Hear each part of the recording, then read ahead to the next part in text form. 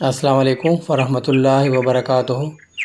سیرت النبی میں جو آج کا ٹاپک ہے اس ویڈیو کا وہ ہے حجر اسود کون رکھے گا۔ آخر وہ سب بیت اللہ میں جمع ہوئے۔ ان لوگوں میں ابو امیہ بن مغیرہ تھا، اس کا نام حذیفہ تھا۔ قریش کے پورے قبیلے میں یہ سب سے زیادہ عمر والا تھا۔ یہ ام المومنین سیدہ ام سلمہ رضی اللہ تعالی عنہا کا باپ تھا۔ قریش کے انتہائی شریف لوگوں میں سے تھا۔ مسافروں کو سفر سامان اور کھانا وغیرہ دینے کے سلسلے میں بہت مشہور تھا۔ جب کبھی سفر کرتا تو اپنے ساتھیوں کے کھانے پینے کا سامان خود کرتا تھا۔ اس وقت اس شدید جھگڑے کو ختم کرنے کے لیے اس نے ایک حل پیش کیا۔ اس نے سب سے کہا، قریش کے لوگوں، اپنا جھگڑا ختم کرنے کے لیے تم یوں کرو کہ حرم کے صفا نامی دروازے سے جو شخص سب سے پہلے داخل ہو اسی سے فیصلہ کرا لو۔ وہ تمہارے درمیان جو فیصلہ کرے وہ سب اس کو مان لیں۔ یہ تجویز سب نے مان لی۔ آج اس دروازے کو باب السلام کہا جاتا ہے۔ یہ دروازہ رکن یمانی اور رکن اسود کے درمیانی حصے کے سامنے ہے۔ اللہ کی قدرت کہ اس دروازے سے سب سے پہلے حضور نبی صلی اللہ علیہ وآلہ وسلم تشریف لائے۔ قریش نے جیسے ہی آپ کو دیکھا پکار اٹھے، یہ تو امین ہے، یہ تو محمد ہیں، ہم ان پر راضی ہیں۔ اور ان کے ایسا کہنے کی وجہ یہ تھی کہ قریش اپنے آپس کے جھگڑوں کے فیصلے آپ ہی سے کرایا کرتے تھے۔ آپ کسی کی بے جا حمایت نہیں کرتے تھے اور نہ بلا وجہ کسی کی مخالفت کرتے تھے۔ پھر ان لوگوں نے اپنے جھگڑے کی تفصیل آپ کو سنائی۔ ساری تفصیل سن کر آپ نے فرمایا، ایک چادر لے آؤ۔ وہ لوگ چادر لے آئے۔ آپ نے اس چادر کو بچھایا اور اپنے دست مبارک سے حجر اسود کو اٹھا کر اس چادر پر رکھ دیا۔ اس کے بعد آپ نے ارشاد فرمایا، ہر قبیلے کے لوگ اس چادر کا ایک ایک کنارہ پکڑ لیں، پھر سب مل کر اس کو اٹھائیں۔ انہوں نے ایسا ہی کیا۔ چادر کو اٹھائے ہوئے وہ اس مقام تک آ گئے جہاں حجر اسود کو رکھنا تھا۔ اس کے بعد نبی اکرم صلی اللہ علیہ وآلہ وسلم نے حجر اسود کو اٹھا کر اس کی جگہ رکھنا چاہا، لیکن اس وقت ایک نجدی شخص آگے بڑھا اور تیز آواز میں بولا، بڑے تعجب کی بات ہے کہ آپ لوگوں نے ایک کم عمر نوجوان کو اپنا رہنما بنا لیا ہے، اس کی عزت افزائی میں لگ گئے ہو۔ یاد رکھو، یہ شخص سب کو گروہ میں تقسیم کر دے گا، تم لوگوں کو پارہ پارہ کر دے گا۔ قریب تھا کہ لوگوں میں اس کی باتوں سے ایک بار پھر جھگڑا ہو جائے، لیکن پھر خود ہی انہوں نے محسوس کر لیا کہ حضور صلی اللہ علیہ وآلہ وسلم نے جو فیصلہ کیا ہے وہ لڑانے والا نہیں، لڑائی ختم کرنے والا ہے۔ چنانچہ حجر اسود کو نبی کریم صلی اللہ علیہ وآلہ وسلم نے اپنے مبارک ہاتھوں سے اس کی جگہ پر رکھ دیا۔ مورخوں نے لکھا ہے کہ یہ نجدی شخص دراصل ابلیس تھا جو اس موقع پر انسانی شکل میں آیا تھا۔ جب کعبے کی تعمیر مکمل ہو گئی تو قریش نے اپنے بتوں کو پھر سے اس میں سجا دیا۔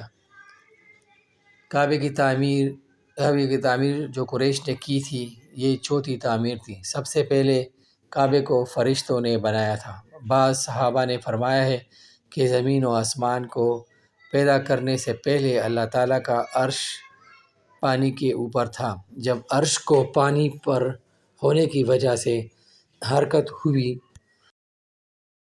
تو اس پر یہ کلمہ لکھا گیا، لا الہ الا اللہ محمد الرسول اللہ، اللہ تعالیٰ کے سوا کوئی معبود نہیں، محمد اللہ تعالیٰ کے رسول ہیں۔ اس کلمے کے لکھے جانے کے بعد عرش ساکن ہو گیا۔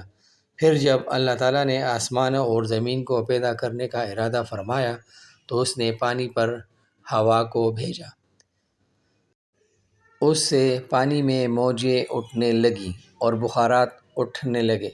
اللہ تعالیٰ نے ان بخارات یعنی بھاپ سے آسمان کو پیدا فرمایا، پھر اللہ تعالیٰ نے کعبہ کی جگہ سے پانی کو ہٹایا، جگہ خشک ہو گئی، چنانچہ یہی بیت اللہ کی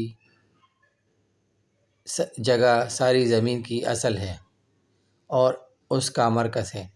یہی خشکی بڑھتے بڑھتے 7 بر اعظم بن گئی۔ جب میں زمین ظاہر ہو گئی تو اس پر پہاڑ قائم کیے گئے۔ زمین پر سب سے پہلا پہاڑ ابو قبیس ہے۔ پھر اللہ تعالیٰ نے فرشتوں کو حکم دیا، زمین پر میرے نام کا ایک گھر بناؤ تاکہ آدم کی اولاد اس گھر کے ذریعے میری پناہ مانگے۔ انسان اس گھر کا طواف کریں جس طرح تم نے میرے عرش کے گرد طواف کیا ہے تاکہ میں ان سے راضی ہو جاؤں۔ فرشتوں نے حکم کی تعمیل کی، پھر آدم علیہ السلام نے خانہ کعبہ کی تعمیر شروع کی۔ اس کے بعد جب حضرت ابراہیم علیہ السلام نے خانہ کعبہ کی تعمیر کی، اس طرح قریش کے ہاتھوں یہ تعمیر چوتھی بار ہوئی تھی۔ حضور اکرم صلی اللہ علیہ وآلہ وسلم کی عمر مبارک 40 سال کے قریب ہوئی تو وحی کے آثار شروع ہو گئے۔ اس سلسلے میں سب سے پہلے آپ کو سچے خواب دکھائی دینے لگے۔ آپ جو خواب دیکھتے وہ حقیقت بن کر سامنے آ جاتا۔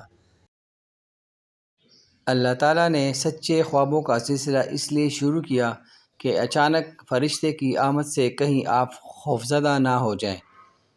ان دنوں ایک بار آپ نے سیدہ خدیجہ رضی اللہ تعالیٰ عنہا سے فرمایا، جب میں تنہائی میں جا کر بیٹھتا ہوں تو مجھے آواز سنائی دیتی ہے، کوئی کہتا ہے اے محمد اے محمد۔ ایک بار آپ نے فرمایا، مجھے ایک نور نظر آتا ہے، یہ نور جاگنے کی حالت میں نظر آتا ہے، مجھے ڈر ہے اس کے نتیجے میں کوئی بات نہ پیش آ جائے۔ ایک بار آپ نے یہ بھی فرمایا، اللہ کی قسم مجھے جتنی نفرت ان بتوں سے ہے اتنی کسی اور چیز سے نہیں۔ وحی کے لیے آپ کو ذہنی طور پر تیار کرنے کے لیے اللہ تعالیٰ نے فرشتے اسرافیل کو آپ کا ہمدم بنا دیا تھا۔ آپ ان کی موجودگی کو محسوس تو کرتے تھے مگر انہیں دیکھ نہیں سکتے تھے۔ اس طرح آپ کو نبوت کی خوشخبریاں بھی دی جاتی رہیں، آپ کو وحی کے لیے تیار کیا جاتا رہا۔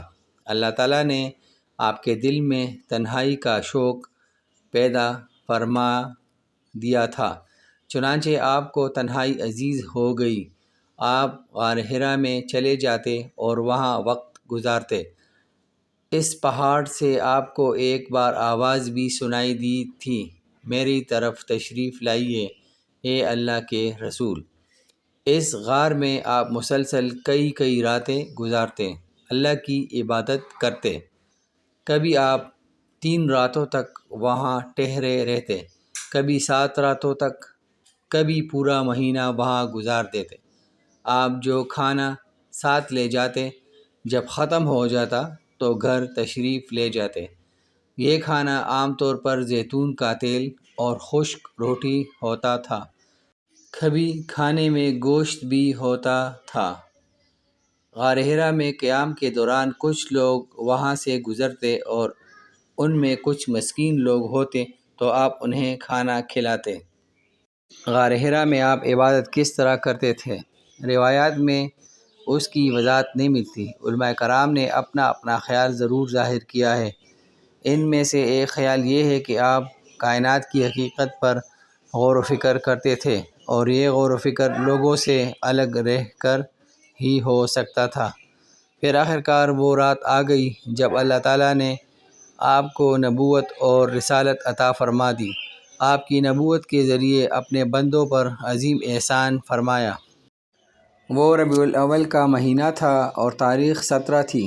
بعض علماء نے یہ لکھا ہے کہ وہ رمضان کا مہینہ تھا کیونکہ قرآن رمضان میں نازل ہونا شروع ہوا تھا۔ 8ویں اور تیسری تاریخ بھی روایات میں آئی ہیں اور یہ پہلا موقع تھا جب حضرت جبرائیل علیہ السلام وحی لے کر آپ کی خدمت میں حاضر ہوئے۔ اس سے پہلے وہ آپ کے پاس نہیں آئے تھے۔ جس صبح جبرائیل علیہ السلام وحی لے کر آئے وہ پیر کی صبح تھی اور پیر کی صبح ہی آپ اس دنیا میں تشریف لائے تھے۔ آپ فرمایا کرتے کہ پیر کے دن کا روزہ رکھو، کیونکہ میں پیر کے دن پیدا ہوا اور پیر کے دن ہی مجھے نبوت ملی۔ بہرحال اس بارے میں روایات مختلف ہیں۔ یہ بات طے ہے کہ اس وقت آپ کی عمر مبارک کا 40واں سال تھا۔